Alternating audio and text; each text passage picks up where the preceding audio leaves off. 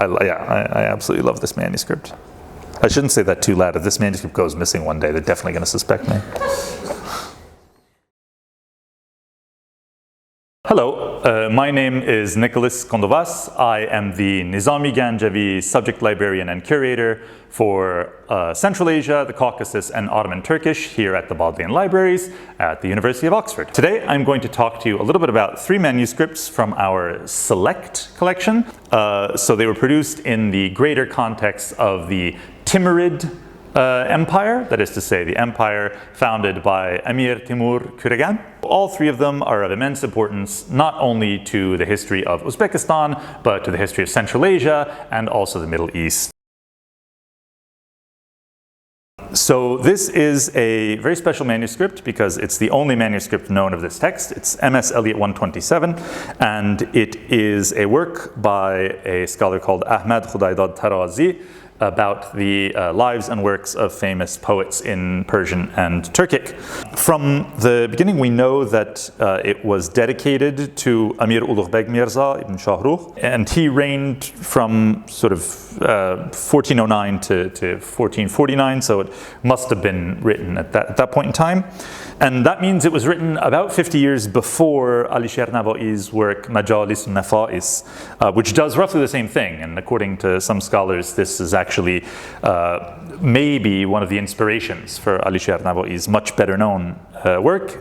This particular manuscript was penned in 1581 by a man known as Mir Kulungi al-Haji, but his actual name was Mir al-Hussein al-Husseini. We can tell from his last name that he was originally from the city of Taraz in what is now modern-day Kazakhstan, but like all writers of Turkic in the East in his day, used the language of Mawar Nahr, sort of what is modern Uzbekistan, to write his works, because that was the sort of language of Timurid hegemony and sort of literary prestige.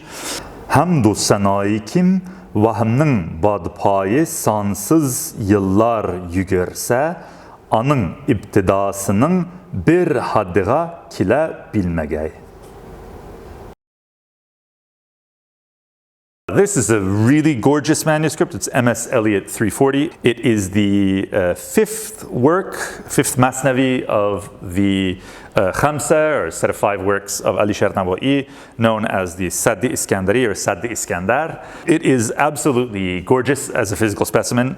From the style, we can tell that it is one of 4 manuscripts that exist here in the Bodleian, and according to the colophon of this one, it was completed in 1553 of the Common Era, also in Bukhara, by a scribe known as Khatib Muhammad Ali.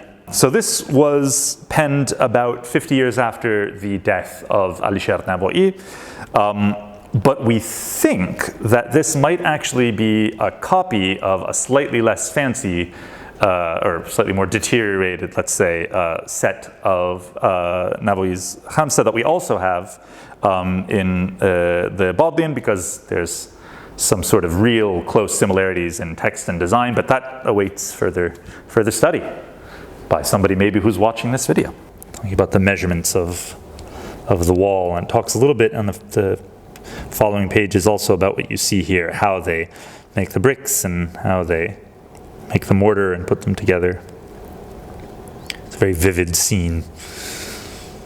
And there you can see where he says Kitab-i Iskandardame, which is a bit but I guess that's an acceptable alternate name for the Saddi Iskandar or Saddi Iskandari. This gold is paint. It's not leaf like you would see in a lot of Western manuscripts where you put on gesso and then you stick the gold leaf onto it. It looks like it's painted on, which is pretty amazing because every single border is painted. Like there is not a single folio that doesn't have a painted border, a gold painted border. So a lot of work went into this.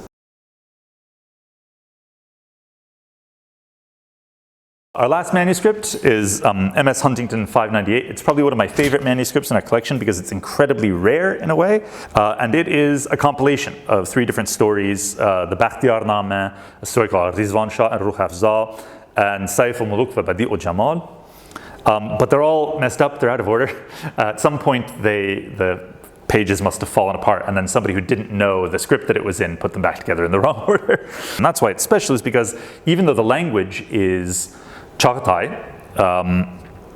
it is written in what we know as the Old Uyghur script, and it's one of the very few sort of lengthy literary texts from the Islamic period that is written in the Old Uyghur script. You got tons of stuff from earlier Buddhist periods and things like that, but not very many from the Timurids.